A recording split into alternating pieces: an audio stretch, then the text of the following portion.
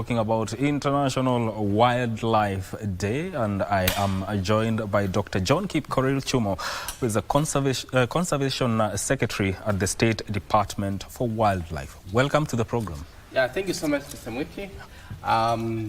My name is John Chumo, as you've been told. Yes.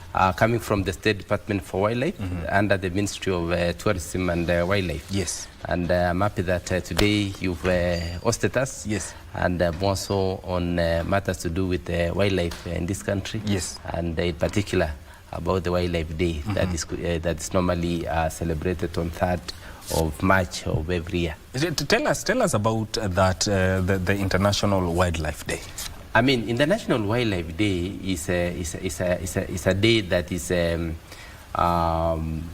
set internationally by what you call the CITES Convention in International of Endangered on Trade on Endangered Species, which was actually done in 1973 for purposes of celebrating the wildlife sector in the whole world, and especially bringing awareness on the importance of the wildlife and looking at the benefits of the same to human beings, and in particular also governments, and ensuring that what do they do in terms of the economy, and bringing awareness, also creating awareness to the people of this world that other than the human beings, we have livestock, and then in particular again we have now the wildlife, and they need to coexist with the human beings.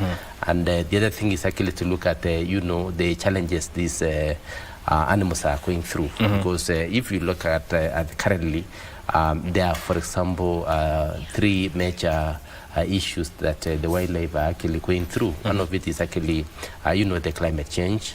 We are talking about human-wildlife conflict. We are talking about pollution of, the habitats or habitat loss in the